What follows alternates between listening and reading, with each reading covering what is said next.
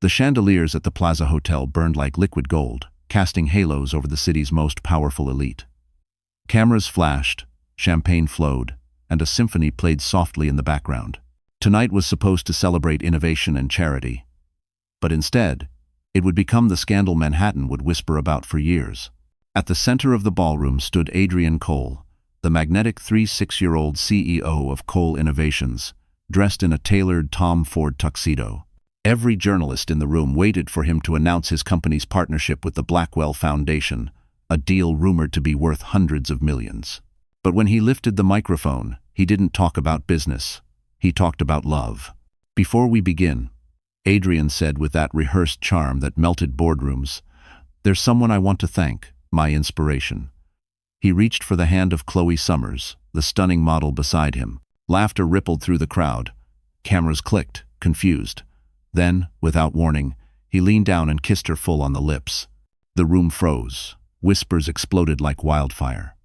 Everyone knew Chloe, not just as the glamorous model on magazine covers, but as the best friend of Adrian's wife, interior designer Emily Carter. It wasn't a kiss of gratitude, it was a kiss of possession. A kiss meant to humiliate someone who wasn't even there to defend herself. Reporters gasped. A few guests exchanged nervous glances. One woman murmured, "Isn't his wife pregnant?" Another whispered, "Emily? She designed the venue tonight." And then, the ballroom doors burst open. The orchestra faltered mid-note. Heads turned. In the doorway stood Emily, her pale silk gown tracing the soft curve of her 6-month pregnancy. Her eyes, wide but unflinching, locked onto the stage. Every camera swung toward her like metal to a magnet. But she wasn't alone. Beside her, in a perfectly cut black tuxedo, stood Ethan Blackwell, billionaire investor, and Adrian's most powerful ally, or so everyone thought. He placed a protective hand on Emily's back, as if shielding her from the avalanche of whispers that erupted. Adrian's smug smile drained from his face. Chloe's hand slipped from his arm. Ethan met Adrian's stunned gaze and said quietly, voice like thunder beneath silk, "You should have read your contracts more carefully, Adrian. From this moment on, everything changes." The flashes blinded the room. The audience, once dazzled by power, now fed on scandal. And as Emily lifted her chin, the world saw not a betrayed wife, but a woman about to reclaim everything that was stolen from her. Because the kiss that shattered Manhattan was only the beginning. The ballroom of the plaza had turned into a war zone disguised in diamonds. The orchestra had stopped playing, and all that remained was the sound of whispers, soft, poisonous, and hungry. Emily Carter stood frozen under the blinding chandeliers, every flash of a camera slicing into her like glass. She could feel the weight of 100 stares pressing down on her belly, on the life inside her that kicked as if sensing her heartbreak. Adrian stared from the stage, his expression flickering between disbelief and fury. His voice, once smooth and confident, came out sharp and brittle. "Emily, what are you doing here?" The words weren't out of concern. They were out of panic. Out of fear. Emily took a breath that trembled, but didn't break. "I was invited," she said, her voice steady. "You remember the Children's Architecture Initiative? The project I built from scratch for Cole Innovations? The one you're presenting tonight as your own?" A wave of gasps rolled through the guests. A woman in a sequined gown whispered to her husband, "She's the designer? I thought it was his team." Ethan Blackwell stepped forward, his presence commanding, his calm a deliberate contrast to Adrian's unraveling composure. "Actually," he said coolly, "the project belongs to Mrs. Carter. Her design firm Carter Atelier has full rights. I'm merely a sponsor." Adrian's jaw clenched. "You're joking." But Ethan only smiled, that quiet, devastating smile of a man used to power. "Do I look like a man who jokes about billion-dollar deals?" The crowd began to shift. The reporters were whispering now, fingers flying across their phones.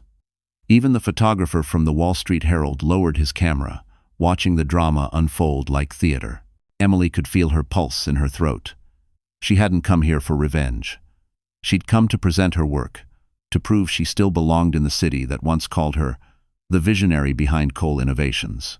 But fate had other plans. Fate and betrayal. She remembered that morning. The warmth of Adrian's goodbye kiss before he left for meetings. The way he said, "You should rest, Em. Don't stress about tonight. He hadn't looked her in the eye. She thought he was worried about her pregnancy. Now she knew better. He'd been worried she might show up and ruin his act. On stage, Chloe Summers took a step back, her perfect smile fading. "Adrian, maybe we should." "Stay out of it," he hissed, forgetting the microphone was still on. His voice echoed across the ballroom. "You've done enough already." The crowd gasped again. Chloe's cheeks flamed scarlet. For the first time, Emily saw fear in her eyes, fear of being disposable. Ethan leaned closer to Emily. "Are you okay?" he whispered. She nodded faintly, though her hands trembled. "I don't want to make a scene," she said. "It's too late for that," Ethan murmured. "He made the scene. You just have to own it." She straightened her back, her voice firm now. "Adrian, you built your empire on lies and my work. I carried your dreams, your burdens, and now I'm carrying your child. But after tonight, I won't carry your shame." The room went silent. Adrian's face turned pale as the reality sank in.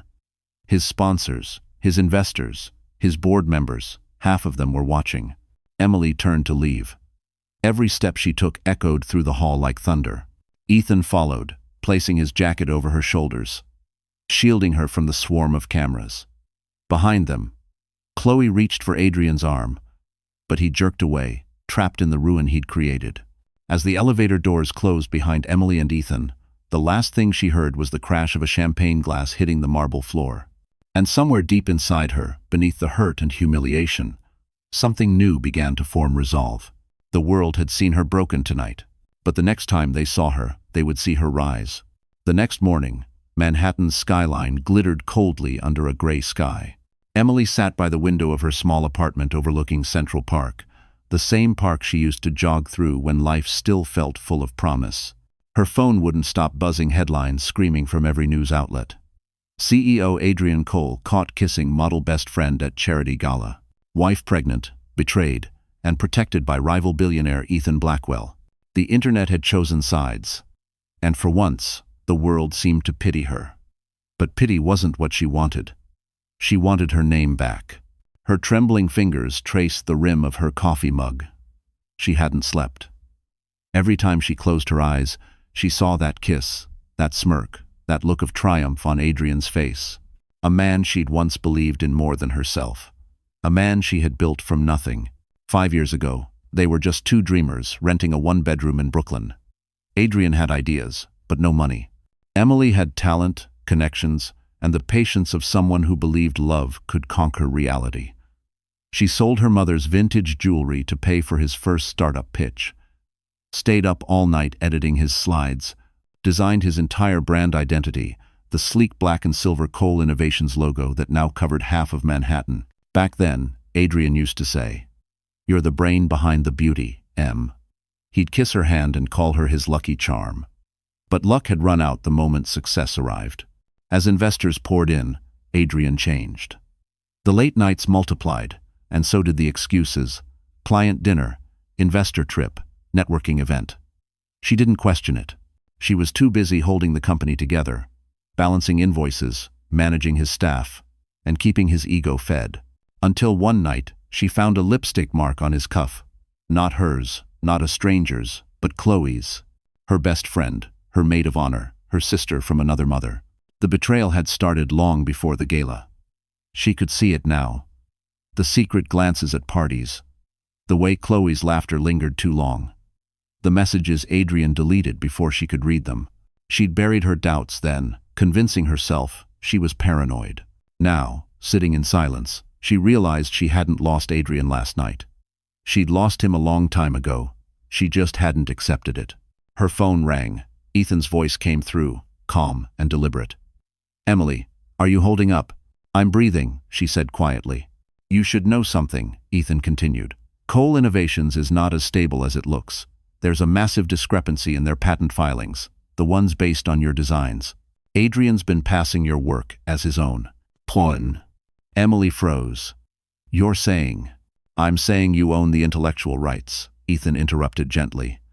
"And if you want, I'll help you reclaim them." She looked out at the skyline, the empire she'd helped build but never owned. "Why would you help me?" "Because," Ethan said after a pause. I was one of his early investors.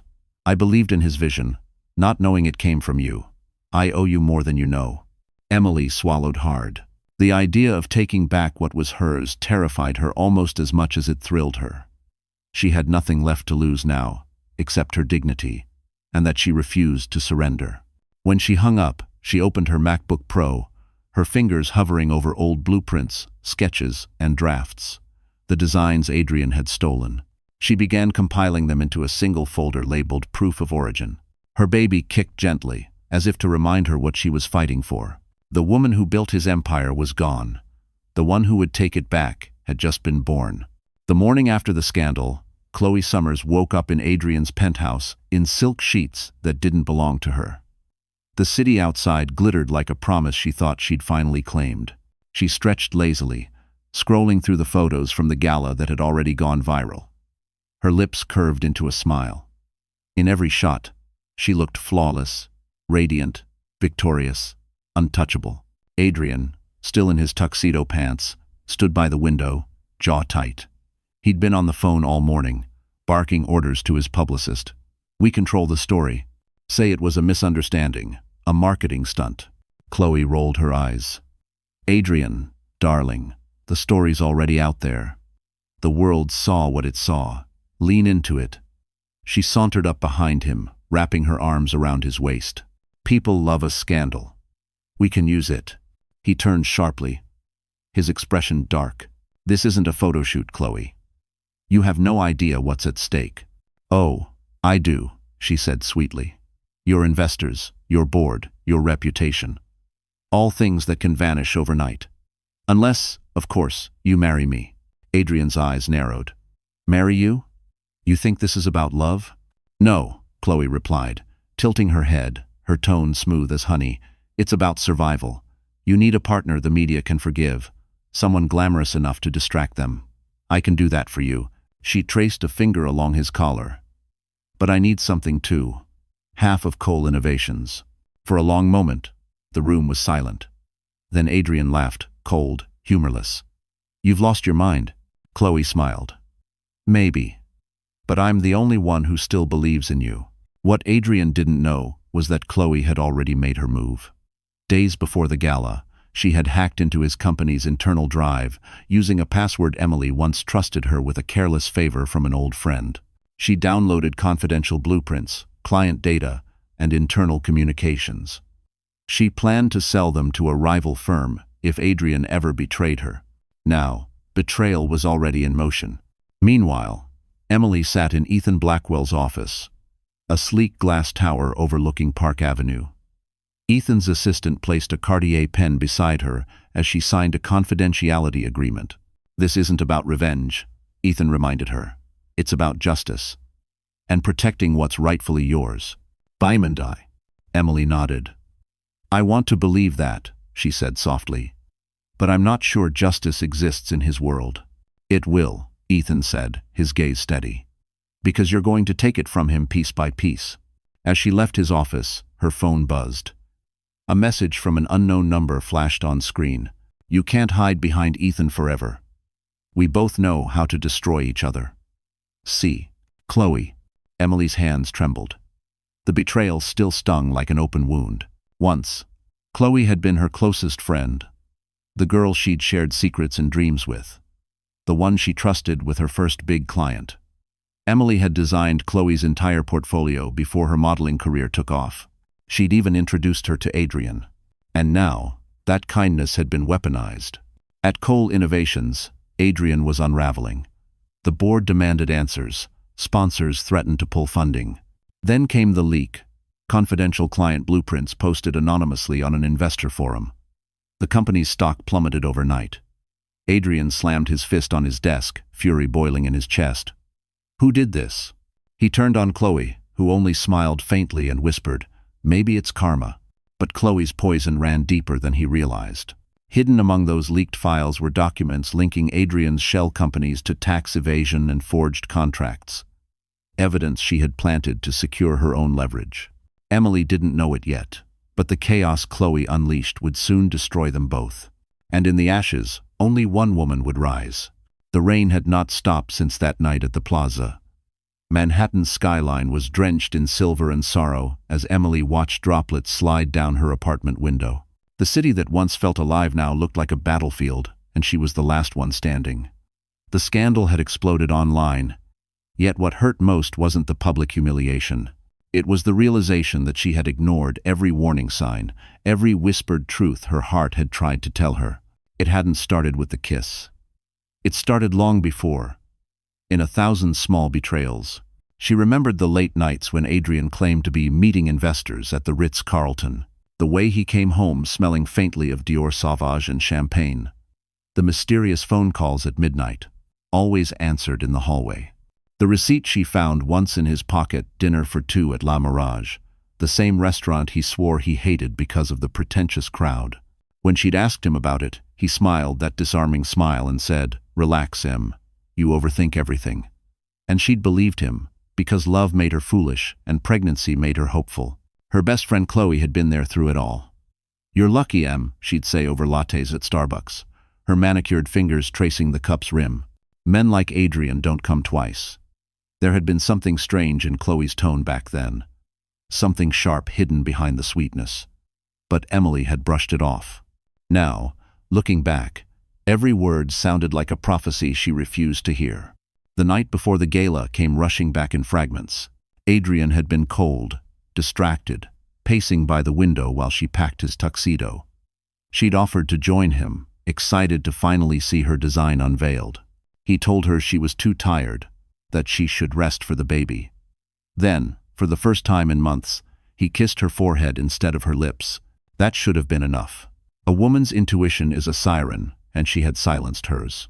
Her thoughts were interrupted by a knock. When she opened the door, Ethan Blackwell stood there tall, composed, holding a small paper bag from a nearby cafe. "You didn't answer your phone," he said softly. "So I brought breakfast." She tried to smile but couldn't. "I'm not really hungry." "Then eat for the baby," he said, setting the bag on the table. "And listen. I found something you need to see." "Jabu." He opened his iPad, showing her a series of internal memos, proof that Adrian had been selling her architectural blueprints to foreign developers under his name. Her designs, her art, her life's work. For a moment, Emily couldn't breathe. "How did you get this?" Ethan hesitated. "Let's just say someone inside his company doesn't like what he's become. You're not the only one he's betrayed." She scrolled through the files, recognizing every sketch, every digital mark she'd ever made. It was like watching pieces of herself being stolen frame by frame. Her tears burned, but her voice was steady. "He didn't just cheat on me, he erased me." Ethan's gaze softened. "Then let's make sure the world remembers who you are." But as she looked up at him, something flickered in his eyes, a shadow she couldn't name. Was it pity? Or something deeper, something that might one day matter? She didn't know yet. That night, after Ethan left, Emily opened her old photo album, one filled with pictures of her and Adrian before success poisoned him. They were young, poor, laughing on a Brooklyn rooftop, drinking cheap wine from paper cups. She closed it gently. The woman in those photos was gone, and in her place stood someone stronger, someone dangerous, a woman who would never ignore the signs again. The night before the gala, everything had felt deceptively perfect. The apartment smelled of lavender and candle wax, the kind of peace Emily had fought to keep alive even as the cracks in her marriage widened. She was 6 months pregnant, glowing in the soft light, arranging Adrian's tuxedo and cufflinks on their marble dresser. The silk of her robe brushed against her skin, hiding the tremor in her hands. Adrian was in the study, his voice low, confident, the tone he reserved for business calls and secrets. Emily could hear him pacing, saying phrases that made no sense. "Chloe will handle the PR." "No, she's ready for the announcement. Don't worry. She'll look perfect." At first, she smiled. She thought he was planning a surprise, maybe even something for her, a tribute to her designs, their shared dream. But then came the laughter on the other end of the line, a soft, feminine laugh that stopped Emily in her tracks. "Chloe." The sound was unmistakable. When Adrian ended the call, she walked in, forcing her tone to stay calm. "Chloe, you're still working with her?" He didn't flinch. "She's doing the promotional campaign for the gala." "Don't start. It's business." "She's my best friend, Adrian," she said quietly. "You didn't even tell me she'd be there." He loosened his tie, irritated. "You've been so emotional lately. Everything turns into a fight. Maybe it's the pregnancy hormones, I don't know." The words hit her like a slap. She wanted to shout, to demand honesty, but all she could manage was a whisper. "I just wanted to feel included." Adrian sighed. The picture of exhaustion. "I have a board meeting in the morning. Let's not do this now." He grabbed his phone, brushing past her like she was a piece of furniture. When the door closed behind him, the silence that followed was unbearable. Emily sank onto the bed, her hand instinctively resting on her belly. The baby kicked once, twice, as if reminding her she wasn't alone. That night, she dreamed of water, of drowning, of reaching for someone who kept stepping farther away. At dawn, she woke to the sound of rain against the window and the faint glow of the city skyline. Adrian hadn't come home. His side of the bed was cold. On the nightstand, his phone charger was gone, his favorite watch missing. Still, she refused to believe what her heart already knew. She made his coffee. She ironed his shirt. She texted him, "Good luck today, love. I'll be cheering for you." There was no reply. Hours later, her phone buzzed with a message from Chloe. "Can't wait to see you tonight at the plaza. You'll be so proud of Adrian." Emily stared at the text for a long time, her chest tightening. Something inside her whispered, "Don't go." But she went anyway. She believed love could still be salvaged, that maybe seeing her would remind Adrian who he was, who they were. She spent the afternoon preparing soft makeup, a gown that shimmered gently around her growing belly. When she looked in the mirror, she saw a woman trying too hard to hold on to a dream that had already turned to dust. Before leaving, she placed her wedding ring on the dresser, uncertain why. Maybe it was instinct. Maybe some part of her already knew she wouldn't return the same. Outside, the rain had stopped, but the streets still glistened like mirrors. A black Mercedes idled at the curb, waiting to take her to the plaza. As she stepped inside, the city lights reflected in the window, beautiful, sharp, and cold. By the time she reached the Gala, her fate was already sealed. The ballroom of the Plaza Hotel was a cathedral of wealth that night. Gold drapes, crystal chandeliers, the soft murmur of high society circling like vultures around power. Reporters gathered near the red carpet, their lenses trained on the stage where Adrian Cole was expected to make the biggest announcement of his career. What no one knew was that fate had decided to steal the spotlight. Moments before the scandal broke, the tall glass doors opened, and Ethan Blackwell entered alone, elegant, and dangerously composed. His presence changed the room instantly. Conversations stalled. Even the orchestra faltered for half a beat. Ethan was the kind of man people whispered about but rarely approached. A billionaire investor who built empires and destroyed them with equal precision. He wore a tailored midnight tuxedo, his cufflinks glinting under the light, his every movement deliberate. He nodded politely to a few board members, but his attention wasn't on them. His eyes swept across the ballroom until they landed on Emily Carter, standing just beyond the entrance, her silver gown glowing softly under the chandeliers. For a moment, Ethan forgot the crowd. All he saw was her fragile but defiant, a woman who had walked into the lion's den with nothing but her dignity. He stepped toward her, ignoring the murmurs that rippled through the crowd. "You don't have to do this," he said quietly, his voice warm against the icy tension of the room. Emily's lips trembled. "I didn't come to start a war, Ethan. I came to show my work." His eyes softened. "Then hold your head high. Let them see what he threw away." Across the room, Adrian stood on stage beside Chloe Summers, basking in the glow of cameras. He spotted Ethan first, then saw Emily beside him, and the color drained from his face. The confident CEO, who once controlled every narrative, suddenly looked like a man watching his empire crack in real time. Chloe followed his gaze, her smile faltering as she saw Emily, radiant and uninvited, with his rival. "What's she doing here?" she hissed. Adrian's grip on the microphone tightened. "I'll handle it." But before he could, Ethan guided Emily farther into the room. The two of them drew every pair of eyes. Some guests whispered in awe, others whispered in envy. To the cameras, they looked like royalty. To Adrian, they looked like the end of his story. The host's voice boomed through the speakers. "Ladies and gentlemen, Please welcome our distinguished guest, Mr. Ethan Blackwell of Blackwell Global. Applause erupted, polite but eager. Ethan smiled faintly, placing a hand at Emily's back as they ascended the steps. He didn't say a word, but his gesture spoke volumes. The message was clear. She's not alone anymore. Adrian stepped forward, his face rigid. "Ethan," he said tightly, "didn't expect to see you here." "Really?" Ethan replied coolly. "I own 15% of this event." The audience laughed lightly, unaware of the storm brewing beneath their polite smiles. Chloe tried to regain control, her voice syrupy. "It's lovely to see everyone together, the past, the present, the truth." Ethan interrupted, his gaze sharp. "That's what this night is really about." The tension was palpable.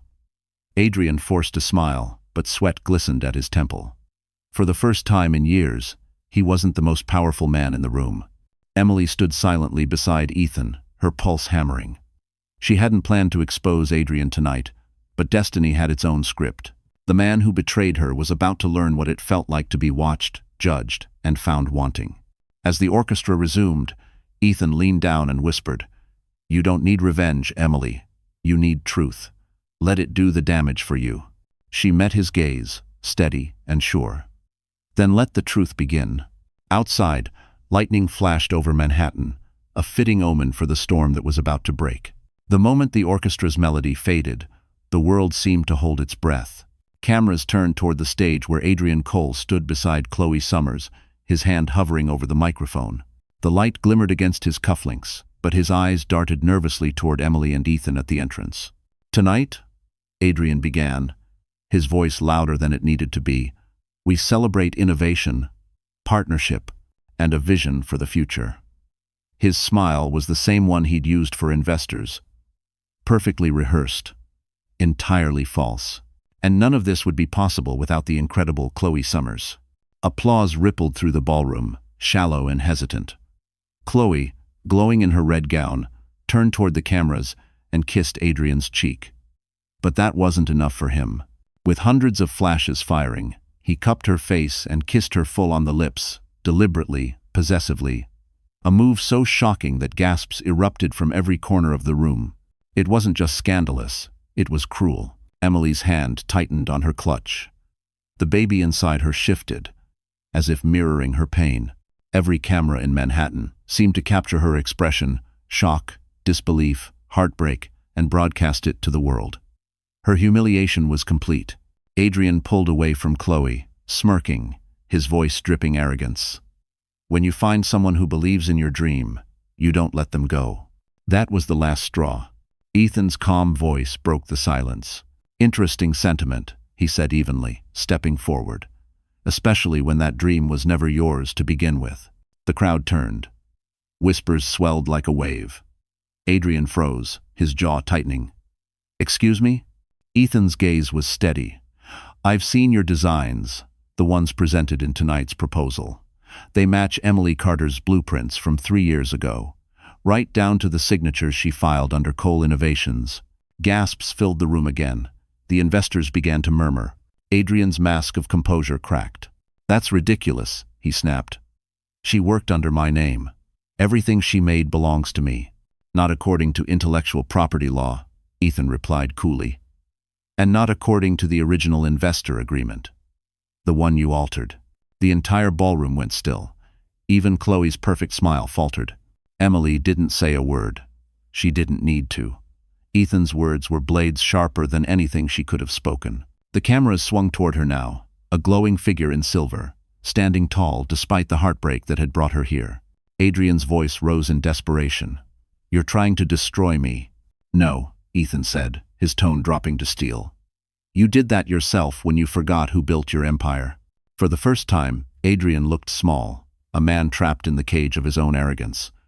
His board members shifted uncomfortably. Reporters whispered into their microphones, relaying every word to the outside world. Then, as if fate wanted to seal his ruin, Chloe's phone buzzed. A notification flashed on the massive LED screen behind the stage. Her own Instagram live feed, accidentally connected to the event's projector. On the screen appeared a video from earlier that week. Chloe in Adrian's office, laughing into the camera. He thinks I'm in love with him, she said. But once the deal's signed, I'm gone. 1. The crowd erupted. Adrian turned on her, eyes blazing. You, my 4. Chloe backed away, pale. I didn't mean, but it was too late. The proof was there, broadcast larger than life. Emily's heart pounded as Ethan gently took her arm. Let's go, he said quietly. You've made your point. As they walked out, cameras followed, not to chase a scandal, but to capture a symbol. The betrayed wife, walking away, unbroken, while her husband's empire crumbled behind her. And for the first time in months, Emily allowed herself to breathe. The rain returned that night, pounding against the windows like a cruel reminder that storms never end easily. Emily sat on the edge of her bed, still in her silver gown, mascara streaked down her cheeks. The television in the background replayed the footage from the gala again and again. Adrian's kiss with Chloe, Ethan's confrontation, and her face, frozen in heartbreak under blinding lights. She switched it off. Silence filled the room, thick and suffocating. For the first time since the scandal erupted, she let herself cry, deep, shaking sobs that tore through her like something primal. Every betrayal, every humiliation, every whispered insult in that glittering ballroom replayed in her mind. Her phone buzzed relentlessly. Messages from journalists, gossip sites, even distant relatives. Are you okay? You poor thing. He's trending worldwide. But not one of them asked the question she truly needed. What happens next? When she finally looked up, her reflection in the mirror startled her. She barely recognized the woman staring back, hollow-eyed, fragile, broken. For months, she had fought to keep her marriage alive, telling herself love could survive anything. But love couldn't survive arrogance, deceit, and public humiliation. She whispered to her reflection, "He took everything from me, but he won't take me." Just then, a sharp pain shot through her stomach. She gasped, clutching the edge of the bed. Panic surged. For one terrifying moment, she thought she was losing the baby. She forced herself to breathe, counting seconds, whispering reassurances to the tiny life inside her. "Hold on, sweetheart. Mommy's here. Mommy's not giving up." She called her doctor, who urged her to rest and come in the next morning. Exhausted, she curled up on the bed, wrapping her arms around her belly. Hours later, she woke to a knock on the door. Ethan stood outside, drenched from the rain, holding a paper bag of soup and prenatal vitamins. His voice was quiet but firm. "You shouldn't be alone tonight." She wanted to tell him to leave, to say she didn't need saving, but her strength was gone. "I'm fine," she murmured. "No," he said, stepping inside. "You're not, and that's okay." He set the bag on the counter, then handed her a towel. "You did something tonight most people never could. You faced humiliation, and still walked out with your head high. That takes courage." Emily shook her head. It didn't feel like courage. It felt like dying in slow motion. Ethan's gaze softened. "Then maybe dying was what needed to happen, not to you, but to the version of you that still thought he deserved your loyalty." She stared at him, unsure whether to hate him or thank him. "You talk like you've been there." "I have," he admitted. "I once trusted someone who nearly destroyed my company. But pain makes survivors ruthless and brilliant." His words lodged in her chest like a spark. "And what do survivors do?" she asked quietly. "They rebuild," he said simply, "but stronger, smarter, harder to break." That night, after Ethan left, Emily sat in front of her laptop. She opened the folder labeled Proof of Origin and began uploading every sketch, every file Adrian had stolen. She filed copyright claims, sent documents to her attorney, and attached timestamps from her original work. Each click was a stitch mending her broken spirit. The storm outside raged harder, thunder shaking the glass, but she didn't flinch. By dawn, the folder was uploaded, the evidence locked, and her mind clear for the first time in months. She looked out at the city that had watched her fall and whispered, "Watch me rise." Palm. Because that night, in the ruins of betrayal, Emily Carter stopped being the victim. She became the reckoning. Morning light crept through the curtains, soft and hesitant, as if afraid to touch the wreckage of Emily's life. Her phone lay silent beside the untouched breakfast Ethan had brought the night before. For the first time in weeks, The city outside was calm, but inside her mind, chaos churned like a storm that refused to end. She had spent the night filing legal claims, sending confidential documents to her attorney, and documenting every sketch Adrian had ever stolen. Now, exhaustion hung heavy on her shoulders, but beneath it, a strange sense of control began to return. For the first time since the betrayal, she wasn't reacting, she was planning.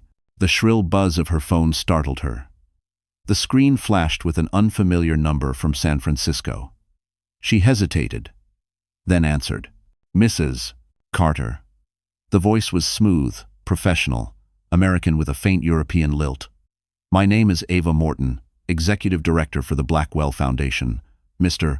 Blackwell asked me to reach out personally. He'd like to offer you a design contract. Emily blinked. A design contract? Yes, Ava continued. We're developing a new series of community centers along the West Coast, focused on creative arts and education. Ethan believes your design aesthetic is exactly what the project needs. He's asked for you to head the design team starting immediately. Emily gripped the phone tighter. But I'm 6 months pregnant. I can't travel that much right now. Ava's tone softened. We understand. You'd work remotely for the first phase. Mr. Blackwell's jet will take you to San Francisco once you're ready. You'll have full creative control and complete ownership of your work. For a long moment, Emily couldn't speak. She wasn't used to being offered control anymore. Not after years of being overshadowed by Adrian's ego. Why me? She finally whispered. Because, Ava said gently, Ethan doesn't believe in broken people. He believes in unfinished ones. The call ended, leaving Emily staring at the screen, her heart pounding. She wanted to cry but couldn't. She wanted to feel joy, but it was tangled with disbelief. Ethan was giving her what Adrian had stolen: trust, autonomy, purpose. She stood slowly, walking to her desk where the remnants of her past life still lingered: sketches of Cole Innovations' first office, notes written in her handwriting but signed with Adrian's name. She picked one up and traced the lines, then tore it clean in half. Her phone buzzed again. This time, it was a text from Adrian. Adrian, you've embarrassed me enough. Stay out of my business. I'll make sure you regret crossing me. Emily stared at the message, her lips curving into a faint, tired smile. You already did, she whispered. Then deleted it. Outside, the city shimmered in winter sunlight. For once, it didn't look cruel, it looked full of possibility. She called Ethan. He answered on the first ring. I was hoping you'd call. Did you set that up? She asked, her voice soft but wary. I did, he admitted. You need a new beginning. Somewhere your name stands on its own. And what do you get out of it? There was a pause. Peace, Ethan said simply. Maybe redemption, maybe just the satisfaction of seeing justice done. Emily closed her eyes, the words sinking deep. Then I'll take it. Good, Ethan replied. The Blackwell jet leaves Friday. You deserve to start writing your own story again. As she hung up, the baby kicked lightly, almost as if approving the decision. She smiled for the first time in weeks. She didn't know it yet, but that phone call was the hinge of her fate, the line separating the woman who'd been broken from the one who would rise. And far across town, as Adrian poured himself another drink, oblivious to what was coming, the empire he had stolen from her began quietly, inevitably to crumble. The private jet touched down at San Francisco International Airport just after sunset. Through the oval window, the horizon glowed in gold and lavender, the bay shimmering beneath the fading light. Emily's heart raced as she looked out. Not with fear this time, but with the fragile pulse of something she hadn't felt in months. Possibility. She stepped onto the tarmac with one hand resting over her belly. The ocean air was crisp, clean, and strangely healing. Waiting beside a sleek black Mercedes was Ava Morton, the poised woman who had called days earlier. Mrs. Carter, Ava greeted warmly. Welcome to California. Please, Emily said, smiling faintly. Just Emily. The drive into the city was quiet, except for the hum of traffic along the Golden Gate Bridge. The city lights spread before her like a promise, soft, endless, full of second chances. Ava explained the project on the way. The foundation wants to create community art centers in underserved neighborhoods. Spaces where design meets empathy. Ethan said you'd understand that vision. Oh. Emily turned toward the window, the words sinking in. He's right, she whispered. That's exactly what I used to dream about. When they arrived at her temporary apartment in Pacific Heights, it took her breath away. It wasn't luxury for show. It was serenity. Light oak floors, pale curtains, a view of the bay. A MacBook Pro and a leather-bound sketchbook lay waiting on the marble desk, along with a simple note, "Welcome home. E. Home." For the first time in months, Emily laughed, softly, almost in disbelief. The following days were a blur of work and quiet healing. She poured herself into sketches, blueprints, and concepts. The fatigue of pregnancy couldn't slow her. Every stroke of her pencil felt like stitching a new soul into the woman she'd become. She designed open, sunlit spaces, filled with color and life. The opposite of the sterile offices Adrian had demanded. Each night, she FaceTimed Ethan, who remained in New York to oversee the legal storm building around Cole Innovations. "You look different," he said one evening, his tone soft. "Lighter. Maybe it's the air," she teased. "Or maybe I'm finally breathing again." He smiled, the kind of smile that made the silence between them feel comfortable. "How's the baby?" "Kicking like a future architect," she said. "You'll meet him soon." "You." But when the call ended, she stared at his name on the screen, her chest tightening. There was something unspoken growing between them, something she was too afraid to name. One afternoon, Ava entered her studio with a manila folder. "You might want to see this," she said, setting it on the table. Inside were screenshots from financial journals, headlines blazing. Cole Innovations under federal investigation for fraud. Emily's breath caught. Beneath the headline was a photo of Adrian, looking pale, furious, cornered. Ava's expression was unreadable. They found evidence of stolen designs. Anonymous tip from someone close to him. Emily didn't ask who. She already knew. Ethan. Part of her wanted revenge. Another part wanted peace. And peace, she realized, came not from seeing him fall, but from no longer caring. That evening, she stood on her balcony overlooking the Bay Bridge, her sketchbook open to a new design. A building shaped like a rising wave, a symbol of resilience, a symbol of her. The baby kicked, gentle but firm, and she smiled through tears. "We're okay now," she whispered. "We're going to be okay." For the first time in a long time, she believed it. The woman who had once been shattered in New York was gone. In her place stood Emily Carter, the architect of her own rebirth. Back in Manhattan, the skyline glittered like a lie. Bright, seductive, and fragile. Inside the 48th floor boardroom of Cole Innovations, Adrian Cole sat surrounded by men in suits who once worshipped him. Now, they stared as if he were a ticking bomb. The air smelled of espresso and panic. Across the table, the CFO cleared his throat. "The SEC audit is official, sir. They've frozen 2 of our accounts pending investigation." Adrian slammed his hand on the table. "Over what? Speculation? Anonymous tips?" The CFO hesitated. "It's not just speculation. The documents they received, blueprints, emails, timestamps, they all match designs owned by Emily Carter." The room went silent. The sound of Adrian's pen hitting the table echoed like a gunshot. "That's impossible," he hissed. "She worked for me. Everything she did was under my company's name." "Except it wasn't," the CFO said quietly. "The contracts she signed were never filed. Someone deleted them from the archive 3 years ago. It's fraud." Adrian's pulse thundered in his ears. He could feel his empire slipping not from a rival, but from the woman he had once dismissed as weak. Across the city, news outlets feasted on the story. Cole Innovations under investigation for intellectual property theft. Pregnant wife's designs at the center of scandal. Photos from the Gala accompanied every article.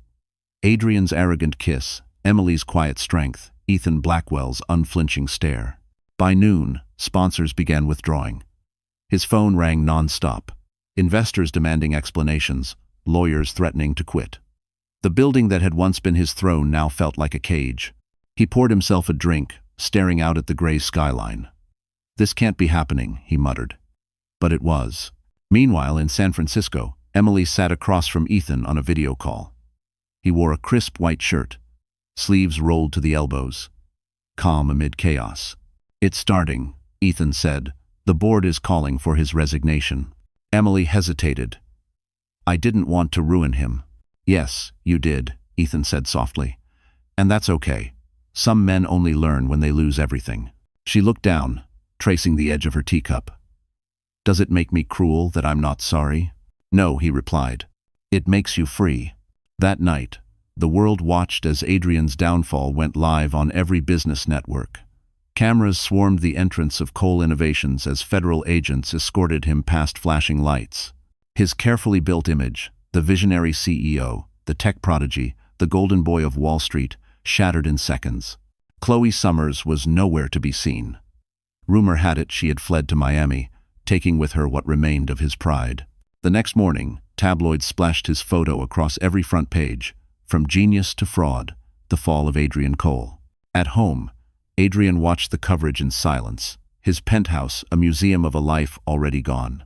He looked at a framed photo of him and Emily on their wedding day, her smile radiant, his confident, and for the first time regret cut through the arrogance. He whispered her name like a confession. Emily. But across the country, Emily wasn't thinking about him. She was sitting in a sunlit office, overlooking the San Francisco Bay, reviewing blueprints for her new design center. The logo at the top of the page read, "Carter Atelier." Ethan walked in, carrying 2 coffees. "Bad news travels fast," he said, setting one in front of her. "I saw," she replied quietly. "I thought it would feel like victory." "And?" She smiled faintly. "It feels like peace." Outside, the bay glimmered beneath a clear sky, a world away from the gray storms of New York. Adrian Cole's empire was crumbling, and in its ruins, Emily Carter's name was finally being written in light. Days turned into weeks, and San Francisco began to feel like a second skin for Emily. Her days were filled with design meetings, foundation calls, and gentle baby kicks reminding her why she had to keep going. But even as the Pacific wind cleared her mind, something lingered, a question she couldn't silence. Why had Ethan helped her so completely, so selflessly? He had power, influence, connections. Yet, every move he made seemed to protect her, even at the cost of his own reputation. And then one morning, she found a clue. A courier delivered a thick envelope marked confidential from a law firm in Manhattan. Inside were corporate documents, original investment agreements from the earliest days of Coal Innovations. Her eyes widened when she saw the name printed beside the largest investor stake, Blackwell Holdings. Her phone buzzed almost immediately. Ethan's name flashed across the screen. "You've seen it," he said quietly. Emily's voice trembled. "You were one of Adrian's first investors?" "Yes," he admitted. 5 years ago. I met him when he was still running the company out of your garage. I thought he was brilliant. But I didn't know the brilliance wasn't his." "Well," she sank into her chair, heart pounding. "You knew about my designs?" "Not at first," Ethan said. "He presented them as his own. I invested millions into his dream.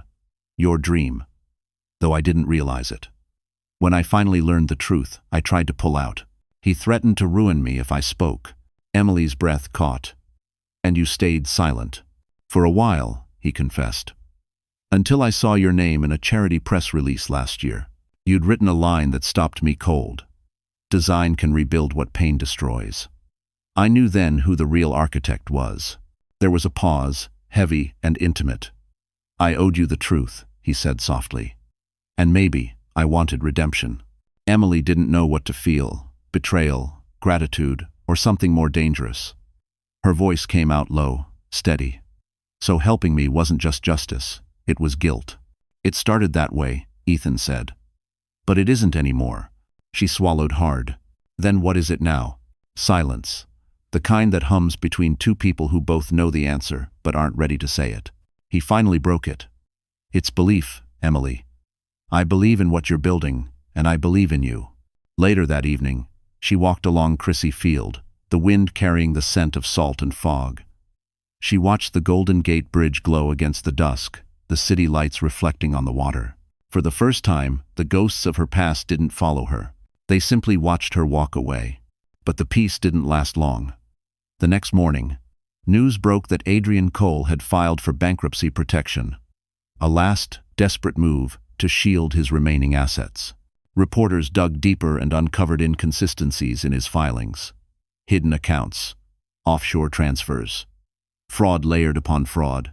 Emily closed the laptop, heart pounding. Adrian wasn't done, not yet. That night, Ethan called again. He's trying to liquidate his shares before the investigation freezes them. If he succeeds, he'll walk away with millions. What can we do? She asked. You can't do anything, Ethan said. But I can. The next day, Ethan made a public move no one saw coming. Blackwell Holdings announced a takeover bid for Cole Innovations, acquiring the collapsing company for pennies on the dollar. It was a corporate strike delivered with surgical precision. When the deal was complete, Ethan sent her one message. Justice isn't loud, it's final. Emily stared at the words for a long time. For years, she had been the invisible architect behind other people's success. Now, her work and her truth were finally being written into history. The morning fog rolled in from the bay like a soft gray curtain, blurring the edges of San Francisco's skyline. Emily stood on the balcony of her apartment, her sketchbook open on the railing, untouched. She should have been sketching. Her foundation project deadline was days away, but her mind was somewhere else. Ethan's takeover of Cole Innovations had changed everything. She had watched the news in disbelief. Blackwell Holdings acquires Cole Innovations. CEO Adrian Cole steps down. It was poetic justice wrapped in corporate language. The man who once dismissed her as insignificant was now a headline casualty of his own greed. Yet beneath the satisfaction, Emily felt something more complicated. A quiet ache she couldn't name. Her phone rang. Ethan. Still thinking about him? He asked when she answered, his voice low, knowing. I'm thinking about how quickly the past collapses, she said. 1 minute you're building a life. The next, it's rubble. Then rebuild. Ethan replied simply, but this time let's build it on your terms. What do you mean? I mean an alliance. Emily turned, startled. Between us? He chuckled. Professionally, for now. You've already proven your designs have value beyond anyone's measure. I want to invest in Carter Atelier. Make it global. The words hit her harder than she expected. Ethan, that's business, he interrupted. And maybe a little bit of faith. She smiled faintly. You already gave me a second chance. Why risk more? Because second chances are my specialty, he said. And because I've seen what happens when someone tries to silence you. It won't happen again. She didn't answer right away. The thought of running her own global brand terrified her as much as it thrilled her. She'd spent years hiding behind someone else's vision. The idea of being seen, truly seen, felt like stepping into sunlight after years underground. I'll think about it, she said finally. Do more than think, he said. Decide. Because opportunities don't wait forever. When? That evening, she visited Blackwell Tower, a glass monument overlooking the bay. Ethan's office was minimalist, steel, marble, and one large window that framed the city like a living painting. He stood by it, hands in his pockets, watching the lights flicker on across the skyline. You built this, Emily said quietly. Brick by betrayal, he replied with a dry smile. That's the thing about rebuilding, the ruins teach you precision. He turned to face her. I don't want this alliance to just be about business, Emily. I want you on the board. 50-50 partnership. Her eyes widened. You're offering me half your company? I'm offering you balance, he said. You bring creation. I bring infrastructure. Together, we build something better than revenge legacy. Emily stared at him, speechless. No one had ever offered her equality before, not even Adrian. She had always been the shadow, the helper, the silent strength behind someone else's glory. After a long pause, she said softly, You're serious. Deadly, he said. She extended her hand. Then it's a deal. Ethan took it, his grip firm but warm. The electricity between them was undeniable. Something unspoken humming beneath professionalism. For a moment, they just looked at each other, two survivors standing on the same ground of loss, rebuilding in opposite directions until fate made them meet. Later that night, Emily returned home and opened her laptop. Draft contracts for Carter Atelier Global waited in her inbox. Her name sat beside Ethan's, equal in size and weight. For the first time, she saw her future written in bold letters, hers, not borrowed, not stolen. She whispered to herself, no more shadows. Tootie. Outside, the fog lifted, revealing a sky full of stars. A sign that even the darkest nights eventually clear for those brave enough to rebuild. And this time, Emily Carter wasn't rebuilding alone. The morning sun poured through the floor-to-ceiling windows of Carter Atelier Global, washing the polished oak floors in light. Emily stood at the center of her studio, surrounded by blueprints and models, her baby bump now a soft curve beneath her linen dress. Her world had transformed, no longer the echoing silence of betrayal, but the hum of creation and rebirth. Ethan's partnership had turned her once small dream into an empire. Her name now appeared on design magazines, her face on interviews that called her the woman who rebuilt herself. But fame came with whispers, and those whispers always led back to New York. It had been nearly a year since she'd left the city that broke her. A year since the gala, the kiss, the humiliation that the internet never stopped replaying. She thought she'd buried that part of her life. Until the letter arrived. It came by courier, thick, cream-colored, embossed with gold lettering.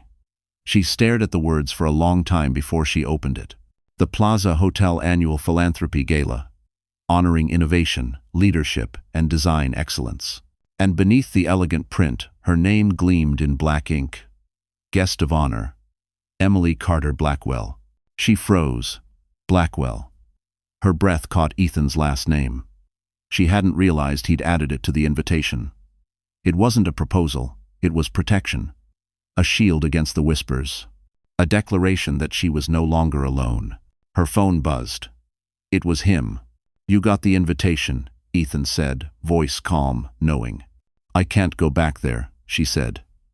"Not to that place." He was silent for a moment. "You don't have to go back for them. Go back for you." "It's not that simple," she murmured. "That ballroom that night, it destroyed me." "No," he said gently. "It revealed you. You just didn't know it yet." She looked out the window at the San Francisco skyline, the bay shimmering beneath the morning light. Her son, now 8 months old, cooed softly in the bassinet beside her. She traced a finger over his tiny hand and whispered, "What kind of example would I be if I stayed afraid?" 3 days later, she was on a flight to New York, her first time returning since everything fell apart. The city greeted her with cold wind and flashing lights, the kind she once associated with pain. But now, they felt like old ghosts she was finally ready to face. When she arrived at the plaza, Ethan was already waiting in the lobby. He turned as she entered, his eyes softening when he saw her, confident, poised, radiant in a gown of ivory silk that shimmered under the chandelier. "You look like someone who's about to rewrite history," he said. She smiled. "Maybe I am." That night, the ballroom was once again filled with Manhattan's elite, investors, designers, and reporters. The same stage that once held her humiliation now waited for her triumph. When her name was announced, the crowd rose in applause. She stepped forward, head high, every step echoing like redemption. Ethan watched from the edge of the crowd, pride flickering in his eyes. This wasn't just a return, it was a reclamation. As Emily reached the podium, she looked out over the audience and saw him. Adrian Cole, standing in the back, thinner, worn, watching her with eyes full of regret. For a heartbeat, the world went silent. Then she smiled. Not in anger, not in pity, but in peace. "We rebuild not to erase what broke us," she said into the microphone, "but to prove we were always the foundation." Applause thundered through the hall. And beneath the same chandeliers that once witnessed her downfall, Emily Carter took back her story, one breath, one word, one dazzling moment at a time. The night of the gala felt like the closing of a circle. The Plaza Hotel glowed under the Manhattan skyline, its grand entrance lined with photographers and sleek black cars. Inside, chandeliers dripped light like liquid gold, and the city's elite moved through the marble halls in a blur of designer gowns and murmured gossip. But when Emily Carter Blackwell entered, the whispers stopped. She stepped into the ballroom in a fitted black Dior gown that shimmered under the chandeliers, her posture poised, her gaze unflinching. On her wrist glinted a slender Cartier bracelet. Once a symbol of love from a man who betrayed her, now a reminder that even broken things could shine again. Every eye turned toward her, Every camera followed. But Emily didn't walk like a woman being watched. She walked like a woman who owned the floor. At her side was Ethan Blackwell, sharp in a tailored Tom Ford tuxedo, calm as ever. He leaned in slightly and whispered, "Ready?" She gave a faint smile. "I've been ready for a year." Shul. Across the ballroom, Adrian Cole stood near the bar. His once perfect posture slumped beneath the weight of ruin. The scandal, the lawsuits, the bankruptcy, all had stripped him of his empire. His expensive watch was gone, his confidence shattered. Yet when he saw Emily, something inside him flickered, pride, shame, maybe even longing. "Is that her?" whispered a socialite nearby. "The wife? The one who be—" "The ex-wife," another corrected, "and the woman who now owns half of Cole Innovations through Blackwell's merger." The whispers stung Adrian like acid. He gripped his glass tighter, eyes never leaving Emily as she crossed the room. On stage, the host announced the night's honoree. This year's award for design, innovation, and philanthropy goes to Emily Carter Blackwell, founder of Carter Atelier Global. Applause thundered. Cameras flashed. Emily ascended the stage, her steps steady, her gown whispering against the marble floor. She took the microphone with the grace of someone who had walked through fire and survived. "Last time I stood in this room," she began, her voice clear, "I thought my world was ending. I was wrong. It was just beginning." The audience leaned in. Even Adrian froze. "I used to believe success came from loyalty, from building someone else's dream. But real strength, real beauty, comes from rebuilding your own." She paused, eyes locking with Adrian's. "And forgiveness isn't weakness. It's the final victory." A collective hush filled the room. Then applause erupted. Not the polite kind, but a wave of genuine respect that rolled across the ballroom. Ethan stepped onto the stage, joining her, pride shining in his eyes. He took her hand as the cameras flashed, and the image, the betrayed wife turned visionary leader, spread across social media within minutes.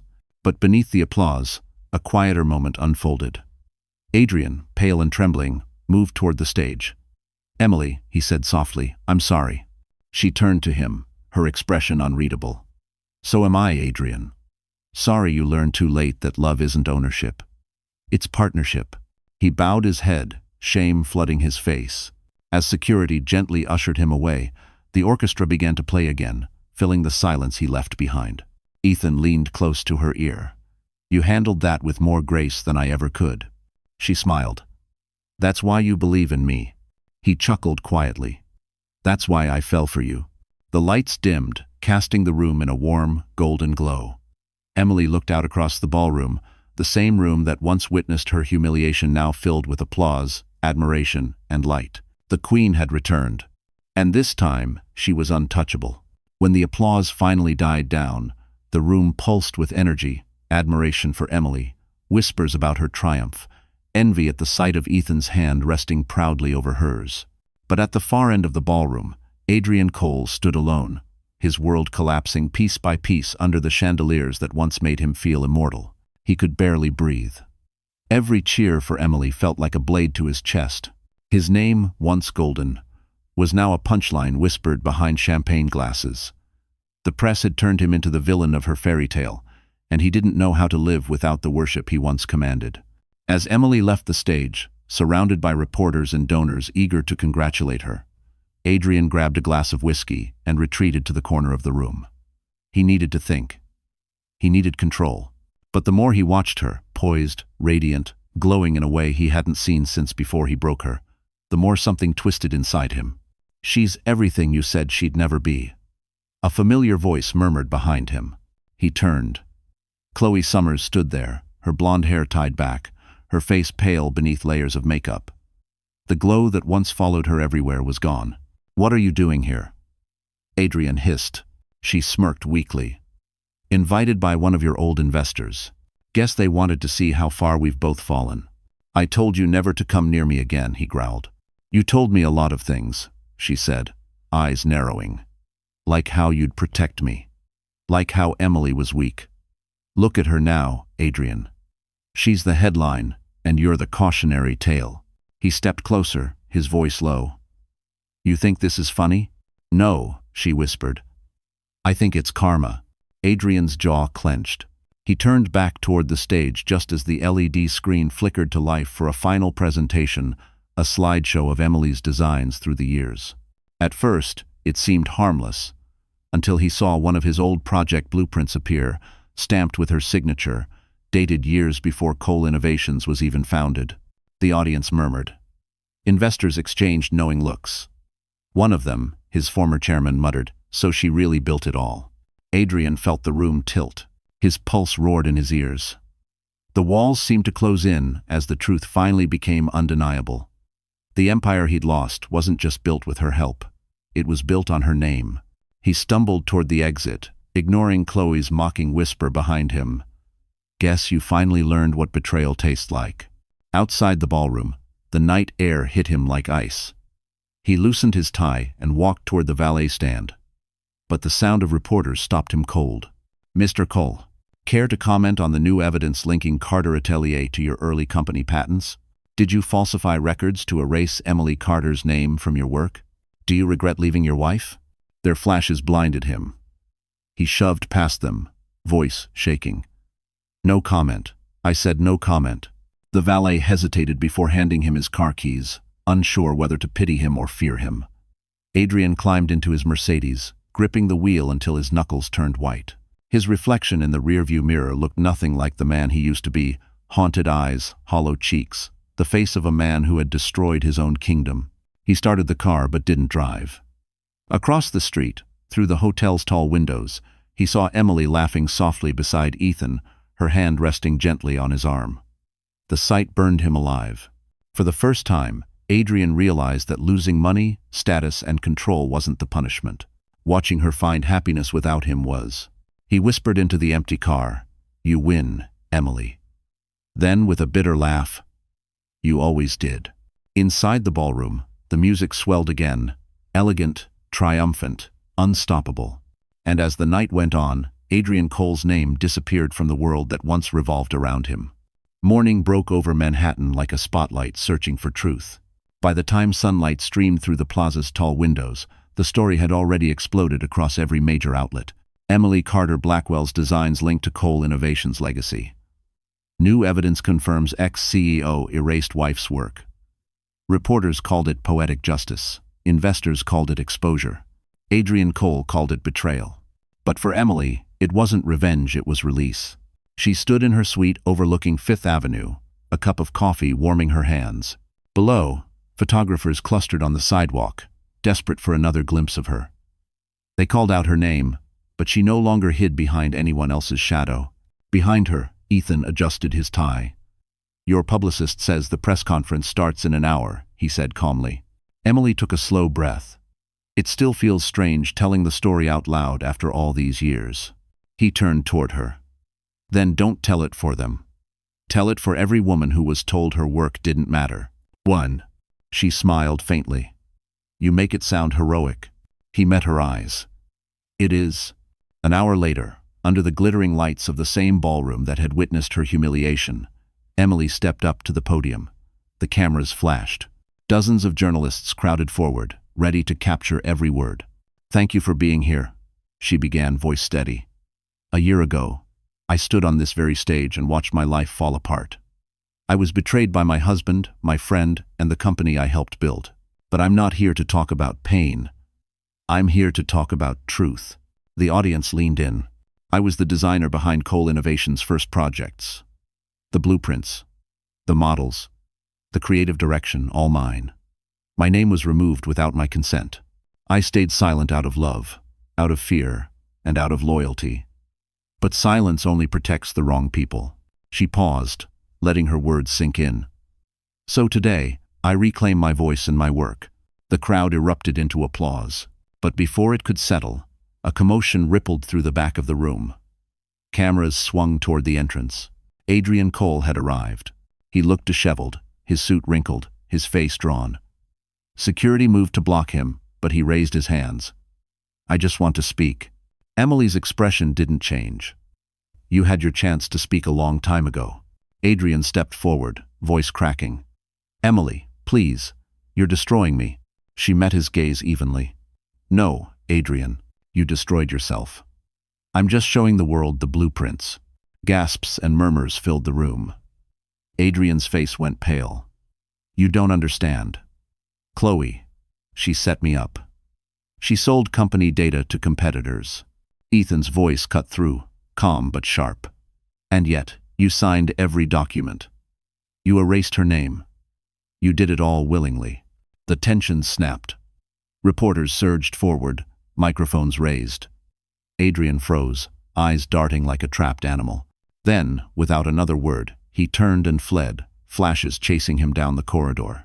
Emily exhaled slowly, the weight of years finally sliding off her shoulders. When the chaos settled, she looked at the cameras once more. We can't rewrite the past, she said softly.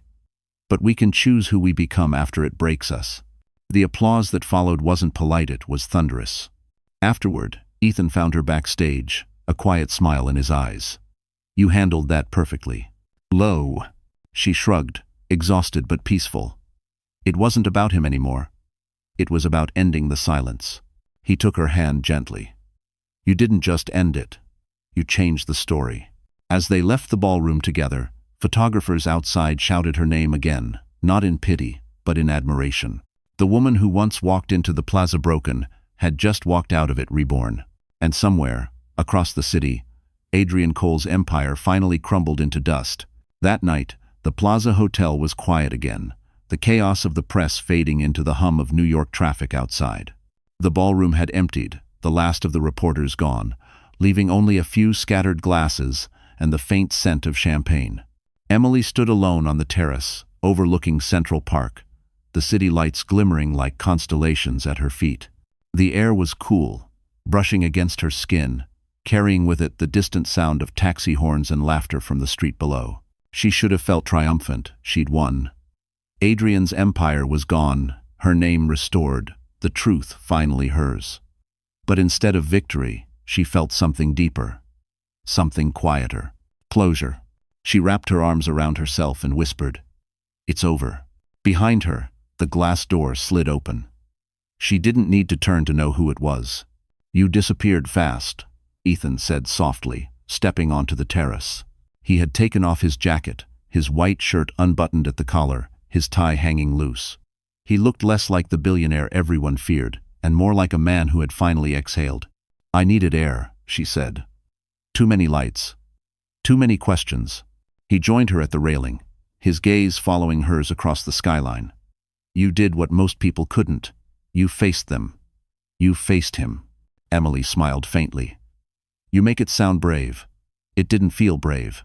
It felt necessary. Bah. That's what courage really is, Ethan said quietly. Doing what's necessary when everything inside you wants to run. They stood in silence for a moment. Below them, the city glittered alive, indifferent, eternal. You know, he said after a pause, I used to think revenge would fix everything, that making Adrian fall would somehow erase my guilt for ever believing in him. He looked at her. But watching you tonight, I realized it was never about revenge. It was about redemption. Redemption? She turned toward him, her eyes soft. Redemption for who? For both of us, he said simply. Their gazes held, the air between them charged with everything unspoken, shared scars, mutual understanding, and something new, fragile, and electric. Ethan, she began, but he stepped closer. You don't have to say anything, he said gently. Just listen. He reached into his pocket and pulled out a small black velvet box. Her breath caught as he opened it. Inside was a ring. Not extravagant, but timeless. A simple platinum band set with a single Tiffany diamond, elegant and understated, just like her. This isn't about fixing you, he said, his voice low. You were never broken. This is about choosing you. Every version. The woman who survived, who built, who rose. Tears stung her eyes. Ethan. He smiled faintly. Don't answer yet. You've spent enough of your life giving your future away. Just know this. I'm not offering protection or power. I'm offering peace. The words hit her harder than any declaration of love could have. Peace. The one thing she'd spent her whole life chasing and never found. She looked down at the ring, then back up at him. You really believe we can have that? After everything? Ethan nodded. Peace isn't the absence of pain, Emily. It's the presence of someone who understands it. Her tears finally fell, warm against the night air. She took his hand and whispered, "Then yes." Ethan exhaled a quiet laugh, one of relief more than joy. He slipped the ring onto her finger. It fit perfectly. In the distance, thunder rumbled faintly over the Hudson River, a storm rolling in, but for the first time, Emily wasn't afraid of the rain. She leaned into him, resting her head against his shoulder, watching the city that had once broken her now shine beneath their feet. "You know," she said softly, "a year ago, I walked into this hotel with nothing left to lose. And now?" he asked.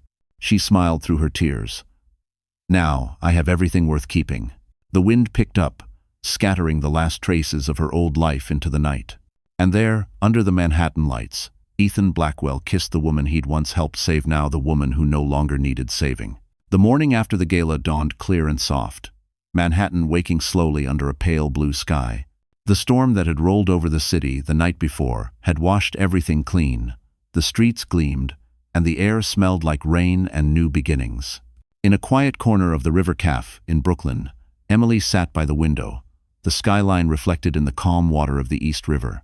Across from her, Ethan Blackwell stirred his coffee, his usual confidence replaced with a gentler calm. The sunlight caught the Tiffany ring on her finger, scattering light across the table like tiny stars. Emily watched it sparkle, still not quite believing it was real. "Are you sure you want to stay in New York?" he asked softly. "You've already built your legacy in San Francisco. You don't owe this city anything." Emily smiled faintly. "Maybe not. But I don't want to leave it with hate in my heart. This city broke me, but it also rebuilt me. It's part of who I am." Ethan nodded, his gaze steady. "Then we stay. Together." The word together lingered in the air, warm and certain. At the next table, a young couple whispered excitedly over a magazine spread featuring Carter Atelier Global. The headline read, "From Betrayal to Brilliance: How Emily Carter Redefined Power." The photo captured her at last night's gala, radiant and composed, standing beside Ethan. Emily heard them, but didn't turn. For once, she didn't need validation. She knew who she was. Her phone buzzed, a message from an unknown number flashing on the screen. She hesitated, then opened it. "Adrian, I signed the final papers. The company is officially yours. I'm leaving New York. I hope someday you find peace. The way I never did." She stared at the words for a long time, then set the phone down. "Bad news?" Ethan asked. "No," she said quietly. "Just closure." He reached across the table, his hand brushing hers. "You really forgave him, didn't you?" Emily looked out at the skyline, the same skyline that once symbolized her pain, now glowing under the sunlight. "Not for him," she said. "For me. Carrying hate is like holding your breath underwater. At some point, you have to let go or drown." Ethan smiled. "You sound like someone who's finally free." "I am," she whispered. Outside, the waiter arrived with a small bouquet of white tulips, a gift from the CAF staff, who recognized her from the papers. Emily touched the petals, smiling softly. White tulips, purity, new beginnings. How fitting. When they finished breakfast, Ethan stood and held out his hand. "Come on. There's something I want to show you." He led her to the terrace overlooking the Manhattan Bridge, where the city spread out in all its chaotic beauty. The wind lifted her hair, carrying the scent of the river. "This view," Ethan said, "is why I moved here in the first place. You can see everything, the chaos, the noise, the life. It's proof that no matter how broken something looks, it can still be beautiful." Emily turned toward him. "And what about us?" He smiled. "We're the proof." She laughed softly, her eyes glistening. "You know, I used to think strength meant never falling apart. But now I know, it's about how you rise after." He stepped closer, resting his forehead against hers. "Then you're the strongest person I've ever met." She took his hand, pressing it over her heart. "No, I just finally learned how to choose myself." Below them, the city moved on, taxis honking, ferries cutting through the water, life continuing as it always had. But, for Emily, time seemed to stand still, caught between what had been and what was yet to come. She turned toward Ethan and whispered, "Let's go home." And as they walked away from the railing, sunlight poured over them, warm, golden, infinite.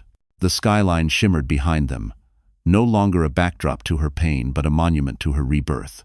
Emily Carter Blackwell had not just survived. She had conquered. And under the Manhattan sky, her new beginning had finally begun. So, that's how the story ends. What a journey, right? If you're still here, watching until this very moment, maybe something in Emily's story touched your heart. Maybe because, deep down, we've all been there. Betrayed. Broken. Trying to rebuild ourselves piece by piece.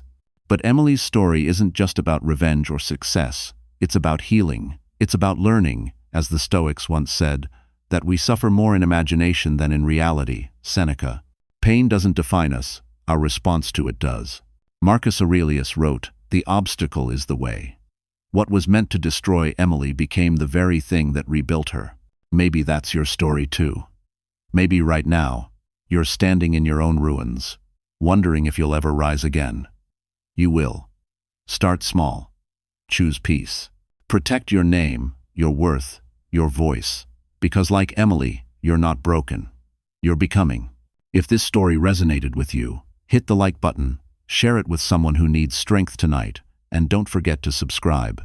Because here, we tell stories that heal, stories that remind you that even after the storm, the light always returns.